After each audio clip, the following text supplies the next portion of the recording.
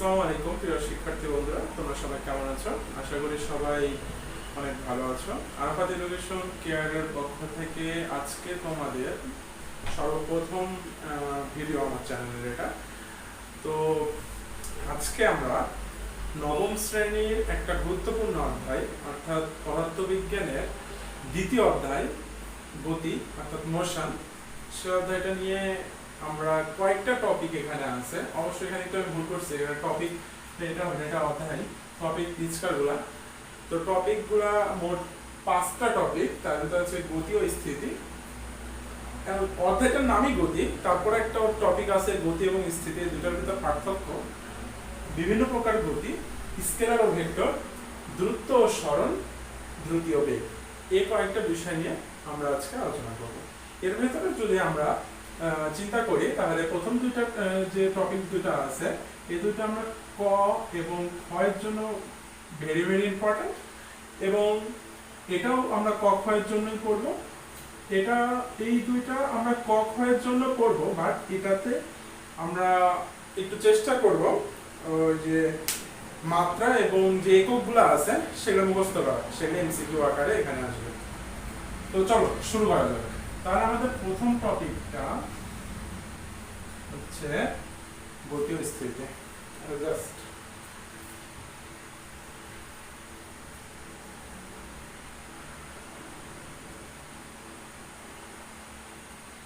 আচ্ছা, গতি ও স্থিতি বিষয়টা কি? গতি জিনিসটা আমরা সবাই বুঝি যে কোনো কিছুর অবস্থানের পরিবর্তন। আচ্ছা, কোনো কিছুর অবস্থানের পরিবর্তন কি? ধরো একটা বস্তু এখানে আছে, ধরো আমি এটা দেখতে খারাপ মানুষটা, আমি এখানে আছি, তিনটা তো না, দুইটা পা আর দুইটা হাত। তো আমি এখানে আছি, ধরো এখান থেকে আমার অবস্থার পরিবর্তন হচ্ছে, আমি এখানে আসলাম, এখানে আসলাম আমি। তো এখান থেকে এখানে যে অবস্থানটার পরিবর্তন হলো, তাহলে এই অবস্থান পরিবর্তনটা কিসের জন্য হচ্ছে? অবশ্যই আমার গতি আছে একটা, সে গতির কারণে এই অবস্থানের পরিবর্তন হয়েছে। তাহলে আমরা গতির যদি এক্সাক্ট একটা সংজ্ঞা যদি পাই, তাহলে গতি বুঝতে আমাদের জন্য সবচেয়ে সুবিধা হবে। তাহলে গতি, তাহলে সংজ্ঞাটা কি হতে পারে? চলো দেখি গতির সংজ্ঞা কি। গতির সংজ্ঞা হচ্ছে সময়ের সাপেক্ষে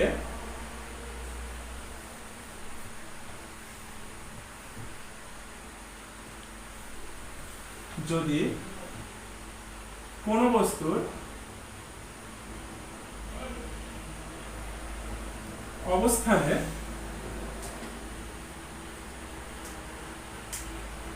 পরিবর্তন ঘটে, তাকে গতি বলে।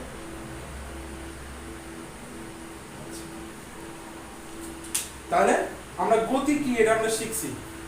এখন গতি তাহলে কোন সময়ের সাপেক্ষে, এখন এখানে আমাদের সময়টা ফ্যাক্ট করবে, কারণ সময়ের সাপেক্ষে আমাদের যদি গতির পরিবর্তন, গতির যদি আমাদের কোনো অবস্থান, ধরো আমি এখানে অবস্থান করছি, এখন ধরো সময় আমার কাছে সাপোজ বাজছে কি জানো 10:40 বাজছে, এখন আমি সময়ের সাপেক্ষে 10:41 আমি এই জায়গায় পৌঁছাইছি। তাহলে সময়ের সাপেক্ষে কি আমার অবস্থানের পরিবর্তন ঘটছে, তাহলে সেটা কি আমরা বলবো? গতি। বুঝতে পারছো গতির সংজ্ঞা? তাহলে গতিটা নিয়ে তো আমাদের আর কোনো সমস্যা নেই, আর গতি নিয়ে এটার উপরে আর কোনো কোশ্চেন আসবে না, ক নাম্বারে জাস্ট এটাই আসবে। আচ্ছা, এখন আমি যদি স্থিতির কথা বলি, তাহলে যদি স্থিতির যদি সংজ্ঞা চাওয়া হয়, তাহলে এটা কি হতে পারে? স্থিতির সংজ্ঞা আমরা বলতে পারি সময়ের সাপেক্ষে যদি কোনো বস্তুর অবস্থান পরিবর্তন না ঘটে, অর্থাৎ শুধু যাতে না বসবে, এখানে যদি না বসে তাহলে এই গতির জায়গাতে কি বসবে? তখন এই গতির জায়গাতে তখন বসবে হচ্ছে স্থিতি, স্থির বলে স্থিতি যেটা। তাহলে আমরা এটা বুঝলাম, গতি এবং স্থিতি সম্পর্কে আমরা বুঝতে পারছি। কিন্তু এই জায়গাতে একটা আরেকটা টপিক আছে, সেটা হচ্ছে প্রসঙ্গ বিন্দু। প্রসঙ্গ বিন্দু কি? এটা খুবই ইম্পর্টেন্ট, এটা একটু মনে রাখবা। প্রসঙ্গ বিন্দুটাকে তুমি এইভাবে ধরে রাখতে পারো, সাপোজ যে ধরো এটা একটা, আচ্ছা ধরো এটা ধরো পৃথিবী, আর এটা চাঁদের কক্ষপথ, এটা আমাদের চাঁদ আছে, চাঁদ মামা এটা, আর এটা আমাদের কি বলে পৃথিবীটা চ্যাপ্টা হবে, কিন্তু আমি গোল করে দিছি। তো যাই হোক, তো এখানে আমি যদি এখন বলি পৃথিবীর সাপেক্ষে চাঁদ কি, অবশ্যই গতিশীল, গতিশীল না? তাহলে আমি কার সাপেক্ষে বলছি? এটার সাপেক্ষে বলছি। তাহলে এটা আমার কি একটা নির্দিষ্ট বিন্দু, এই জায়গা থেকে আমি বলছি এ গতিশীল, এটাকে ধরে এটা গতিশীল। আমি যদি চাঁদকে বলি, পৃথিবীও কিন্তু ঘোরে, তাহলে পৃথিবীর ক্ষেত্রে কি হবে? পৃথিবী তো কিসের কেন্দ্র করে ঘোরে? এটা যদি একটা আমাদের কি সৌরজগৎ হয়, সৌরজগতে এটা হচ্ছে আমাদের কি সান, অর্থাৎ সূর্য। সূর্যকে কেন্দ্র করে কে ঘুরছে? পৃথিবী ঘুরছে। কারণ আমরা সূর্যকে যদি প্রসঙ্গ বিন্দু ধরি, তাহলে পৃথিবী কি সূর্যকে কেন্দ্র করে ঘুরছে না? তাহলে সেই ক্ষেত্রে কি আমরা কি বলতে পারি যে এই সূর্যটা হচ্ছে আমাদের কি, সূর্যটা হচ্ছে আমাদের প্রসঙ্গ বিন্দু। বুঝা গেছে? এখানে একটা আরেকটা বিষয় আছে, সেটা হচ্ছে এখন তোমরা বলতে পারো যে এইভাবে করতে করতে করতে করতে তো অনেক দূর চলে যাবে, অনেক দূর যাবে। যেহেতু যদি সূর্য তো কিছুকে কেন্দ্র করে ঘুরছে, সূর্য কোথায় কেন্দ্র করে ঘুরছে? তাহলে সূর্য যেহেতু ঘুরছে, সূর্য গ্যালাক্সির ভিতরে ঘুরছে, তাই না? আরো বিভিন্ন যেসব নক্ষত্র আছে তারাও ঘুরছে। তাহলে এরকম কোনো কিছুই পরম গতিশীল নয়, সরি পরম স্থিতিশীল নয়, মানে স্থির কোনো বস্তু নেই, সবকিছুই গতিশীল। এটা বোঝা গেছে? সকল কিছুই গতিশীল। যেমন আরেকটা আমি যদি তোমাদের পৃথিবীর ভিতর উদাহরণ দিই, ধরো এটা আমাদের রিক্সাওয়ালা একটা মামা আমার এখানে একটা যাত্রীকে নিয়ে যাচ্ছে, একটা সুন্দর রমণী নিয়ে যাচ্ছে, আর সাথে ধরো দাঁড়ায় আছে একটা বলা একে পছন্দ হয়েছে, আর দুজনের চোখ পড়ছে। এখন বলছে গতিশীল, রমণী গতিশীল, তখন বাবা ফিজিক্সের স্টুডেন্ট, ফিজিক্সে ধরো কোনো একটা জায়গাতে অনার্স করছে, সে আবার বলছে যে না গতিশীল। তাহলে সেই ক্ষেত্রে দেখো তুমি কি বলতে পারবা এর ক্ষেত্রে গতিশীল না? কি করছে? চলছে। সাপোজ চলছে না, দাঁড়ায় আছে সে, চলছে, এখন বলছে গতিশীল, কারণ যখন যাচ্ছে এর স্থানের সাপেক্ষে গতিশীল, অবশ্যই তখন এর কথা সত্য। আবার যখন তোমার আছে এই জায়গায়, তো আছে, যখন দেখছে যে এও গতিশীল, এই সুন্দর রমণী গতিশীল, সেক্ষেত্রে এটাও সত্য। তাহলে দুইটা কেসই আমাদের সত্য, সেজন্য কোনো কিছু পরম স্থিতিশীল নয়। এই যে জিনিসটা আমাদের মনে রাখতে হবে। তাহলে অবশ্য স্থিতি আর গতি বিষয়টা আমাদের ক্লিয়ার হয়েছে। আমরা এবার আসি বিভিন্ন প্রকার গতি। আমার কাছে বই নাই, ফোনে তোমাদের বই ডাউনলোড করা, সেটা দেখেই দেখাবো। প্রথমে আছে সরলরৈখিক গতি। আচ্ছা, সরলরৈখিক গতি মনে হয় আলাদা কিছু ভাবে দেখা লাগবে না। এটা সরলরৈখিক গতি, সরল পথে চলে, সোজা সরল পথে যে গতি, মানে তুমি একটা সোজা সাপটা মানুষ, কোনো দিক না থাকে সোজা চলতে লাগছে, এটা কি সরল গতি। তারপরে আছে তোমাদের একটা ঘূর্ণন গতি। তোমাদের এখানে সরল গতি আসে না, আসবেও না, ঘূর্ণন গতিও আসবে না, চলন গতি আসতে পারে, তাও 100% শিওর না, 30% চলন গতি আসতে পারে। ঘূর্ণন গতি একটা বিন্দুকে কেন্দ্র করে, ধরো এটা একটা বিন্দু, এই বিন্দুকে কেন্দ্র করে কোনো বস্তু ঘুরছে, সাপোজ ধরলাম এই বিন্দুটা পৃথিবী, এই বিন্দুকে চাঁদ ঘুরছে, এই বিন্দুকে চাঁদ ঘুরছে। তো এই যে চাঁদ এই বিন্দুটাকে কেন্দ্র করে ঘুরছে, এই ঘোরার ফলে কি একটা ঘূর্ণন গতি হচ্ছে না? এখানে কোনো ডিসটেন্স আমরা দেখব না। কিসের জন্য? এটা আমাদের শুধু ঘূর্ণন গতি। ঘূর্ণন গতির ক্ষেত্রে এই ডিসটেন্স ম্যাটার করবে না, প্রত্যেক জায়গাতে যে সমান ডিসটেন্স হতে হবে এমনটাও না। এটা আমাদের আছে আরেকটা গতি। তাহলে এই জিনিসটা আমরা বুঝতে পারছি, ঘূর্ণন গতি। আচ্ছা, ঘূর্ণন গতি শেষে আছে চলন গতি। চলন গতি কি? চলন গতি ধরো সাপোজ একটা এই আমরা পিঁপড়ার কথা চিন্তা করি। আমরা পিঁপড়া কখনো দেখছো যে এই এই মানুষের মতন একজন এখানে হাঁটে, একজন এখানে হাঁটে, একজন এখানে হাঁটে, এরকম কোনদিন দেখছো পিঁপড়া? পিঁপড়া কোনদিন এভাবে চলে না। পিঁপড়া কিভাবে চলে? লাইন ভাবে চলে, একটার পর একটা। মানে প্রতিটা, আমরা বুঝাতে চাচ্ছি যেটা, যে প্রতিটা কণা একে অপরে কিভাবে চলবে, একটা কণা যেদিকে যাচ্ছে আরেকটা কণা সেই দিকেই যাবে, এটাই হচ্ছে চলন গতি। দেখো এখানে পিঁপড়ার উদাহরণটা তোমাদের বইয়ের সাথে একটা মিল আছে। কিসের জন্য বললাম? তোমাদের বইয়ে ওখানে আছে হচ্ছে এরোপ্লেন। এরোপ্লেন প্রত্যেকটা দেখো একই দিকেই যাচ্ছে, কিন্তু এই পাশেরটা কিভাবে যাচ্ছে? এইভাবে উঠে উঠে যাচ্ছে, কিনা প্রত্যেকটা একদিকে যাচ্ছে না। পিঁপড়া কিন্তু প্রত্যেকটা একদিকেই যাচ্ছে, এই দিকেই যাচ্ছে প্রত্যেকটা।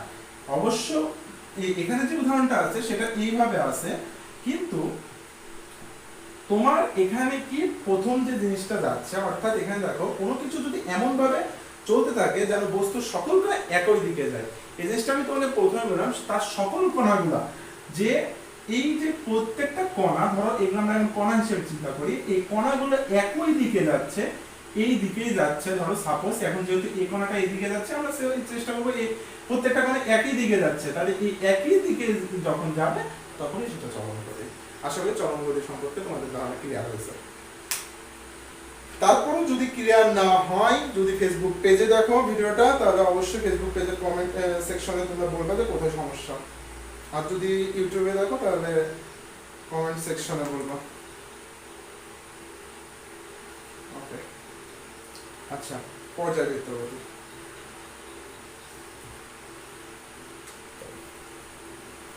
পর্যায়বৃত্ত গতি, পর্যায়বৃত্ত গতিটা কেমন? ধরো একটা গতির পুনরাবৃত্তি ঘটে। পুনরাবৃত্তি মানে কি? সাপোজ, আচ্ছা আমাদের এই টপিকটা শেষ। পুনরাবৃত্তি কি? এটা একটা, ধরো আচ্ছা আমরা পেন্ডুলাম চিন্তা করি। পেন্ডুলামের যদি আমরা, আচ্ছা পর্যায়বৃত্তটা, যে আমি সরল স্পন্দন বুঝাই দিতে লাগছিলাম। আচ্ছা দেখো, পর্যায়বৃত্তটা ধরো এটা একটা এই যে ধরো পথ আছে, সেই পথের কেন্দ্রে এটা আছে একটা, ধরো এটা ফ্যান, এটা ফ্যান দিয়ে চিন্তা করি আমরা, তাহলে সহজ হবে। আচ্ছা একটা ফ্যান, এটা আচ্ছা একটা ফ্যান নির্দিষ্ট সময় পর পর নির্দিষ্ট পথ অতিক্রম করে, নির্দিষ্ট সময় পর পর নির্দিষ্ট পথ অতিক্রম করে। এই ফ্যানের পাখাটা এখান থেকে এখানে যতটুকু সময় যাবে, এই পাখাটা এখান থেকে এই জায়গাতে তো একই সময়ে যাবে, তাই না? সেম সময় যাবে না? সেম সময় তো যাবে। তাহলে এখান থেকে এখানে যে সময় যাচ্ছে, এখান থেকে এখানেও সেই একই সময় আসছে। তোমাদের বইয়ে দেখো একটা জিনিস এখানে প্রথম লাইনে আছে, সেটা হচ্ছে যে একটি নির্দিষ্ট সময় পর পর একটা নির্দিষ্ট, এটা তো আর কখনো তোমার এটা 2 সেকেন্ডে যাচ্ছে এটা 3 সেকেন্ডে যাবে না। এটা যদি 2 সেকেন্ডে যায় এটাও 2 সেকেন্ডে যাবে। ফ্যানকে তুমি ঘোরাবা, ফ্যান কি কখনো দেখছো এক পাখা 3 সেকেন্ডে এক জায়গায় আসে আর আরেক পাখা 4 সেকেন্ডে আরেক জায়গায় যায়? এরকম কখনো দেখো না। আরেকটা দিছে যদি গতির পুনরাবৃত্তি ঘটে। আচ্ছা এই গতিটার কি পুনরাবৃত্তি হচ্ছে না? এই পাশ থেকে এসে আবার এই জায়গাতে আসছে না? অবশ্যই ঘটছে, গতিটা অবশ্যই পুনরাবৃত্তি হচ্ছে। তাহলে তাকে আমরা পর্যায়বৃত্ত গতি বলি। ওকে, তাহলে এটা যে তাহলে আমাদের এখানকে বোঝার বিষয় হচ্ছে যে যে এই যে ফ্যানটা আছে, এই ফ্যানটা এই যে পাখাটা আছে, এই পাখাটা এই পর্যন্ত যাইতে যে সময় বা একটা নির্দিষ্ট সময়, একটা নির্দিষ্ট সময়ে কোনো বস্তুর যদি গতির পুনরাবৃত্তি ঘটে তাহলে তাকে আমরা পর্যায়বৃত্ত গতি বলতে থাকি। বোঝা গেছে? ওখানে দেখো কয়েকটা উদাহরণ দেওয়া আছে।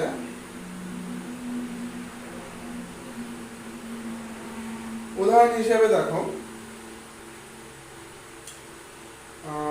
এই যে ফ্যানের পাখা আছে, সূর্যের ঘিরে হ্যালি ধূমকেতু কক্ষপথ, তারপরে স্প্রিং এ ঝুলিয়ে রাখা দুলতে থাকা বল। আচ্ছা, এটা একটু দেখেন, স্প্রিং এ দুলতে থাকা বল। ধরো এটা একটা স্প্রিং,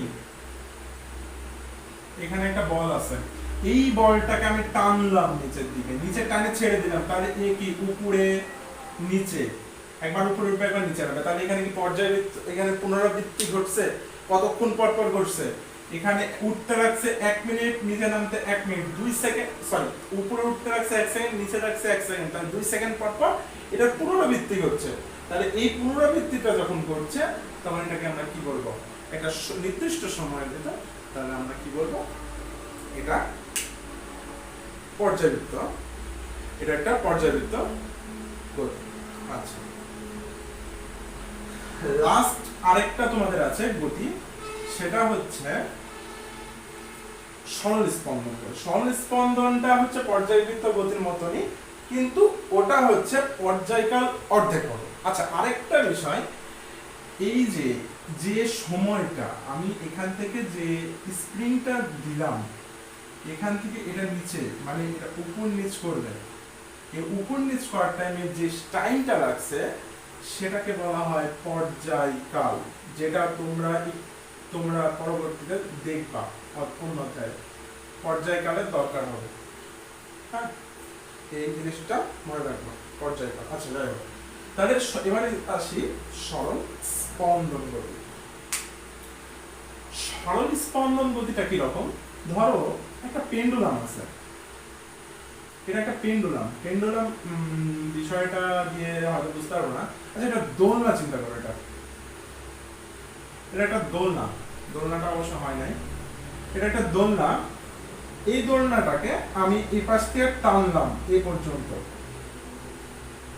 টেনে দোলনাটাকে ছেড়ে দিলাম, দোলনাটা এই পর্যন্ত গেল, এ পর্যন্ত যেতে তার লাগছে 1 সেকেন্ড, এই পর্যন্ত তার লাগছে 1 সেকেন্ড। এই যে এটাই হচ্ছে সরল স্পন্দন গতি, যে তার পর্যায়কাল এখানে মোট 2 সেকেন্ড, বা তার অর্ধেক পর্যায়কাল একদিকে আর অর্ধেক পর্যায়কাল তার বিপরীত দিকে হবে, সেটাই হচ্ছে সরল স্পন্দন গতি। বোঝা গেছে? আর এগুলা যদি হ্যান্ড নোট চাও, যে হ্যান্ড নোট হিসেবে এগুলা যে ইয়াগুলা, ওই যে কাকে বলে এগুলা, সেগুলা পিডিএফ আকারে যে পেজে দেওয়া হবে, সেখান থেকে তোমরা কালেক্ট করে নেবা। এখন যেহেতু আরো অনেক বিষয় বোঝার আছে, এখন যদি তোমাদেরকে প্রত্যেকটা সংজ্ঞা আমি অ্যাকুরেট করে লিখতে যাই তাহলে অনেক সময় লাগবে। আচ্ছা, লাস্ট তারপরে টপিকটা হচ্ছে স্কেলার এবং ভেক্টর, সবচেয়ে গুরুত্বপূর্ণ একটা টপিক, এই জিনিসটা বুঝতে হবে। আচ্ছা, যদি আমি এখন তোমাকে বলি ঢাকাতে তুমি যাবা, যাই 2 কিলোমিটার যাও, রাজশাহী থেকে ঢাকা যাবা কিন্তু তুমি 2 কিলোমিটার যাবা, অবশ্য আমার বাসা থেকে ঢাকার জন্য 256 কিলোমিটার, 256 কিলোমিটার তুমি যাবা, কোন দিকে যাবা? ঢাকা আমার বাসা থেকে পূর্ব দিকে। এখন আমি যদি পূর্ব দিকে না যাই, যে কোনো দিকে 256 কিলোমিটার যাই, তাহলে কি আমি সেই নির্দিষ্ট স্থানে পৌঁছাতে পারবো? তোমাকে একটা বিষয় বলতে, স্কেলার আর ভেক্টরটা তুমি যদি বুঝতে পারো, দূরত্ব এবং সরণ বুঝতে পারবা, দূরত্ব সরণ যদি তুমি বুঝতে পারো, দ্রুতি এবং বেগ বুঝতে পারবা, এই বিষয়টা ক্লিয়ার। এখন 256 কিলোমিটার তোমাকে যখন চলে যেতে বলছে, 256 কিলোমিটার কোন দিকে যাবা তুমি কিছুই জানো না, তাহলে তোমাকে এখানে শুধু মানটা বলছে, কিন্তু তোমাকে দিকটা বলা হয় না। তাহলে একটা কথা মনে রাখবা, স্কেলার যে জিনিসটা, স্কেলার এটা একটা রাশি, স্কেলার রাশি, আর আরেকটা হচ্ছে ভেক্টর রাশি।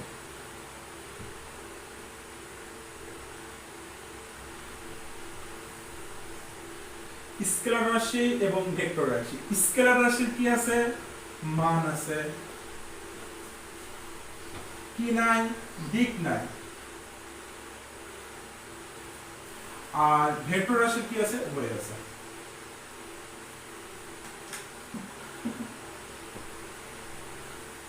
এই বিষয়টা আমরা দেখব যে স্কেলার রাশির কি কি আছে? মান আছে, দিক আছে। ভেক্টর রাশির কি আছে? উভয়ই আছে। এই বিষয়টা মনে রাখবো। এখন ভেক্টর রাশি কি রকম? 256 কিলোমিটার তুমি পূর্ব দিকে যাবা, পূর্ব দিক থেকে একটু ভাবে তুমি উত্তর দিকে যাবা, তারপর আবার পূর্ব দিকে যাবা, তারপর আবার একটু উত্তর দিকে যাবা, এইভাবে যে দিক নির্দেশনা, দিক বলে দিবে, সেটাই হচ্ছে তোমার তখন ভেক্টর রাশি। তাছাড়া তুমি যদি 256 কিলোমিটার তোমাকে যাইতে হবে, তাহলে তুমি কি, তুমি এখানে কোনো দিক বলা নাই, এটা তখন কি হবে? এটা হবে স্কেলার রাশি। তাহলে স্কেলার রাশি এবং ভেক্টর রাশির সংজ্ঞা লিখে দিচ্ছি, সমস্যা নেই।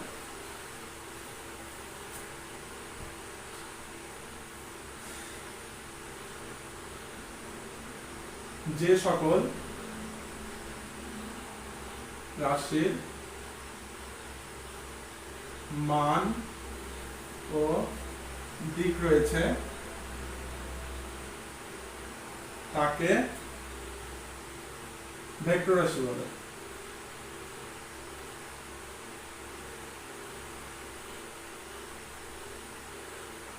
আর যে সকল রাশির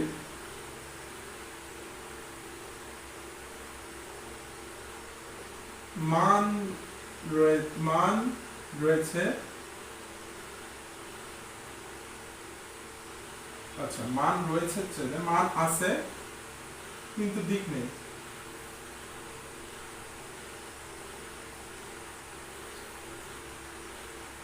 তাকে স্কেলার রাশি বলে।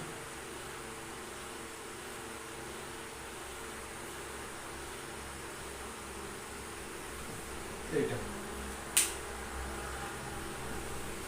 এই দুইটা আমাদের কি, যেমন মান আমি যদি বলে দিই, এখানে যদি এক্সাম্পলের কথা চিন্তা করো, এক্সাম্পল 256 কিলোমিটার কোন দিকে? পশ্চিম দিকে যাবো, পশ্চিমে যাবো। আর এখানে এক্সাম্পল যদি দিই 256 কিলোমিটার যাওয়া, শুধু জাস্ট শেষ। হয়তো বুঝতে পারছো। তারপরে যদি কোনো সমস্যা হয়, কমেন্ট বক্স অলরেডি সবসময় খোলা থাকবে, চেষ্টা করবো সবার কমেন্টের উত্তর দেওয়ার। আচ্ছা, স্কেলার ভেক্টর শেষ, আমাদের আসে হচ্ছে দূরত্ব এবং সময়।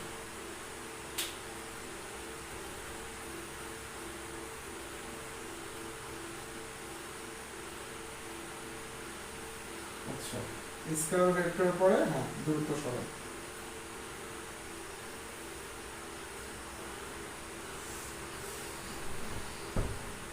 আচ্ছা, একটা এখান থেকে আমি এখান পর্যন্ত একটা রাস্তা অঙ্কন করছি। এটা হচ্ছে আমার একটা দূরত্ব। সাপোজ একজন ব্যক্তি আছে যার নাম আবিদ। আবিদ নামের একজন ব্যক্তি, যে ছেলে আছে, সে তাকে বলা হয়েছে তুমি স্কুল যাবা, তোমার স্কুল 2 কিলোমিটার দূরে। আবিদকে বলা হয়েছে তুমি স্কুলে যাবা, তোমার স্কুল 2 কিলোমিটার দূরে। এখন কোন দিকে সেটা বলে নাই, উত্তর, দক্ষিণ, পশ্চিম, পূর্ব না উত্তর দক্ষিণের কোণা না কোন কোণায়, কোন দিকে কোন রাস্তার কথা বলে নাই। এটাও বলে নাই যে তোমার বাসার গেট থেকে 2 কিলোমিটার দূরে, এটাও বলে নাই। আচ্ছা, তাহলে এই ক্ষেত্রে তুমি একটা কথা চিন্তা করো তো, আমরা উপরে যে যে টপিকসটা পড়লাম স্কেলার এবং ভেক্টর, সেটার সাথে এটার মিল আছে কিনা? অবশ্যই মিল আছে। এই যে শুধু মানটা যে বলে দিছে, আবিদ 2 কিলোমিটার যাইতে হবে আবিদকে, এখানে আবিদকে যে 2 কিলোমিটার যাইতে হবে, তাহলে এটা হবে দ্রুত, অর্থাৎ এই 2 কিলোমিটার যেটা যেতে বলছে, আবিদ যে 2 কিলোমিটার যাবে সেটা যে কোনো দিকে, সেটা হবে দূরত্ব, সেটা দূরত্ব। এখন আবিদকে বলা হয়েছে, আচ্ছা আবিদকে তো 2 কিলোমিটার বলা হয়েছে, আচ্ছা স্যার। এবার ইশরাত নামের একটা মেয়ে আছে, ইশরাত নামের একটা মেয়ে আছে, তাকে বলা হয়েছে যে তুমি 2 কিলোমিটার কোন দিকে যাবা? তোমার বাসার গেট থেকে পশ্চিম দিকে যাওয়া, পশ্চিম দিকে। তাহলে এখানে ইশরাতকে বলা হয়েছে তুমি 2 কিলোমিটার পশ্চিম দিকে যাবা। তাহলে যদি আবিদ এই পাশ দিয়ে এই রাস্তা দিয়ে ধরো স্কুলে চলে গেল 2 কিলোমিটার, তাহলে আবিদের কয় কিলোমিটার গেল? 2 কিলোমিটার পর স্কুল পৌঁছায় গেছে কোনোভাবে। আর ইশরাতকে বলা হয়েছে তুমি পশ্চিম দিকে 2 কিলোমিটার যাবা, অর্থাৎ ইশরাতের ধরো বাসার থেকে পশ্চিম দিকে, এটা পশ্চিম দিকে ওর স্কুল, ও সরি 1 কিলোমিটার যাবা, তাহলে ওর 1 কিলোমিটার গেছে। বোঝা গেল? এটা তাহলে কি, এই যে যদি দিক এবং মান দুইটাই দেওয়া থাকে, এই দুইটা যদি দেওয়া থাকে, তাহলে সেটা হবে সরণ।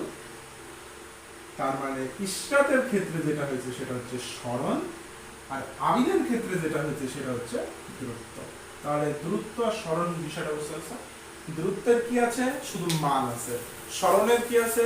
মান এবং দিক দুটোই আছে। আমি আরেকবার বলছি বিষয়টা। আবিদকে বলা হয়েছে তুমি 2 কিলোমিটার দূরত্ব অতিক্রম করো, তুমি 2 কিলোমিটার দূরত্ব অতিক্রম করো। আবিদ এই পাশ দিয়ে 2 কিলোমিটার দূরত্ব অতিক্রম করে সেই স্কুলে পৌঁছাইছে, বা সে কোনো একটা জায়গায় পৌঁছাইছে। সেই সেম পয়েন্টে ইশরাতকে বলা হয়েছে তুমি 1 কিলোমিটার পশ্চিমে সরণ ঘটাও। 1 কিলোমিটার পশ্চিমে কি ঘটাও? সরণ ঘটাও। তাহলে সে 1 কিলোমিটার পশ্চিমে চলে গিয়ে যে আবিদের ওই সেম জায়গাতে পৌঁছাইছে, তাহলে সেটা কি? সেটা হচ্ছে সরণ, অর্থাৎ সেখানে কি আছে? দিক আছে। আর আবিদের যেটা হচ্ছে 2 কিলোমিটার যাচ্ছে, সেটা কি? কোনো দিক নাই, সেক্ষেত্রে সেটা কি? দূরত্ব। আশা করি দূরত্ব এবং সরণ সম্পর্কে তোমাদের যতটুকু মানে বোঝা দরকার সেটা বুঝে গেছে। আর যদি সমস্যা থাকে, সমস্যা নাই, কমেন্ট বক্স। ওকে, তো আমরা আরেকটা বিষয় শিখবো, সেটা হচ্ছে দূরত্ব এবং সরণের মাত্রাটা। দূরত্ব এবং সরণের মাত্রা কিন্তু একই, এটা আমাদের জানতে হবে। দূরত্ব এবং সরণের মাত্রা এল, এটা আমরা জানি। কিন্তু এখানে একটা বিষয় আমাদেরকে মনে রাখতে হবে, যে দ্রুতর যে মাত্রা সেটা আমরা একটু হালকা গাড়িতে লিখবো, মানে একটানে, আমি এখানে একটানে লিখবো। আর যেটা সরণের মাত্রা সেটা একটু আমরা 2 টার্ম দিব বা 3 টার্ম দিব, একটু মোটা হয়, একটু মোটা হয়, একটু বোল্ড আকার দেখা যায়। হ্যাঁ, ভেক্টর রাশিকে প্রকাশের জন্য কয়েকটা নিয়ম আছে। ভেক্টর রাশিকে এভাবে প্রকাশ করা যায়। ধরো এটা একটা ভেক্টর রাশি, উপরে চিহ্ন দিলে এটা একটা ভেক্টর রাশি। ভেক্টর রাশিকে বোল্ড আকারে চিহ্নিত করা যায়। এগুলা আমি স্কেলার ভেক্টরে বলতে ভুলে গেছিলাম, আমি এখানে মনে আসলো সেজন্য বলে দিলাম। এই যে এগুলা তোমরা একটু মনে রাখবা, যে উপরে যদি তোমরা তীর চিহ্ন দাও সেটাও ভেক্টর রাশি, আর তুমি যদি বোল্ড করে রাখো সেটাও ভেক্টর রাশি। তো লাস্ট টপিক আজকে, সেটা হচ্ছে আমাদের দ্রুতি এবং বেগ। দ্রুতি এবং বেগ হচ্ছে দূরত্ব এবং সরণের যমজ ভাগ। আমি যদি বলি দূরত্ব, তাহলে তার যদি একটা ভাই থাকে সেটা হবে দ্রুতি। আমি যদি বলি সরণ, তার যদি একটা ভাই থাকে তাহলে তাকে বলা হবে বেগ। কিসের জন্য? সংজ্ঞা আগে দিই, দ্রুতি, বেগ আর সরণ। বেগ আর সরণের আমি বেগ আর দ্রুতির একটা দুটো আগে সংজ্ঞা দিই। আচ্ছা, বেগের সংজ্ঞা কি? সময়ের সাথে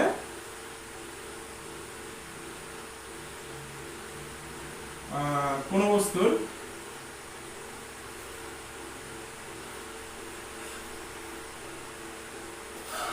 যদি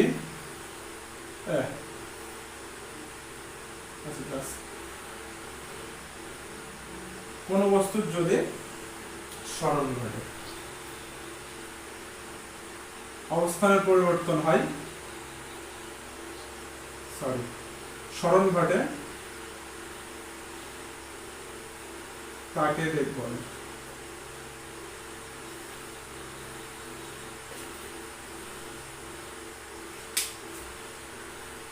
হ্যাঁ,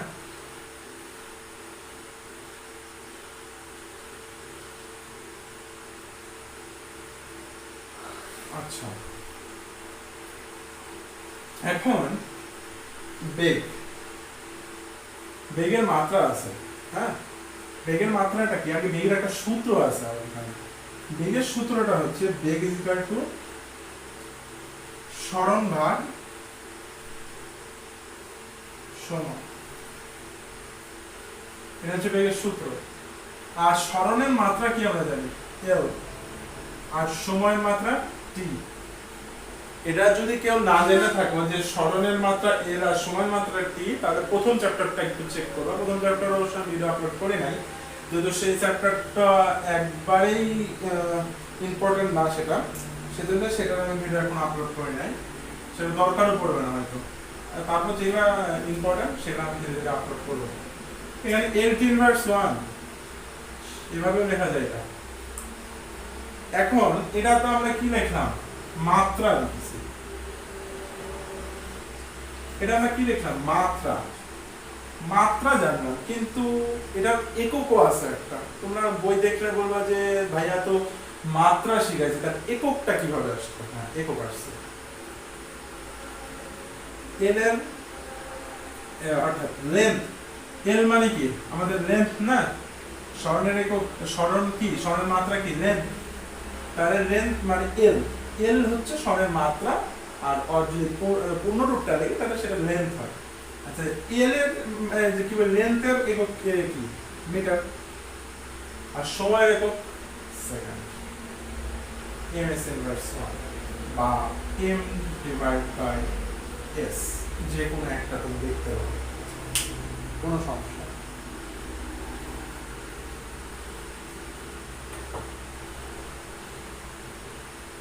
হ্যাঁ,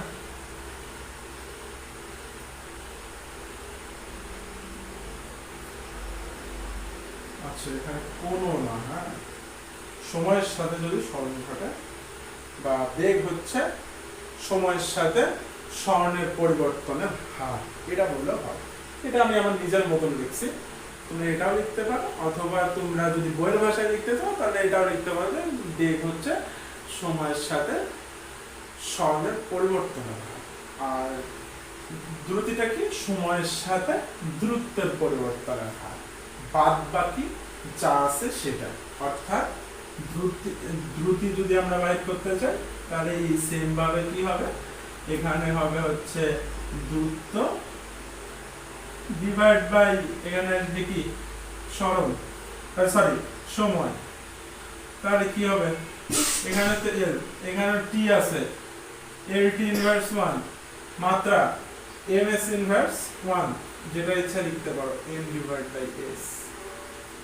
আশা করি এই টপিক যে কয়টা বোঝাইছি আমি এখানে মিনিমাম গতি, স্থিতি, বিভিন্ন প্রকার গতি, স্কেলার এবং ভেক্টর, দূরত্ব এবং সরণ, দ্রুতি এবং বেগ, অনেক ভিডিও আছে, এগুলো খুব তাড়াতাড়ি শেষ করে দিবে। হয়তো আমার মনে হয় যে এইসব শেষ করতে সর্বোচ্চ 15 মিনিট টাইম লাগতো যদি আমি সেইভাবে নিতাম।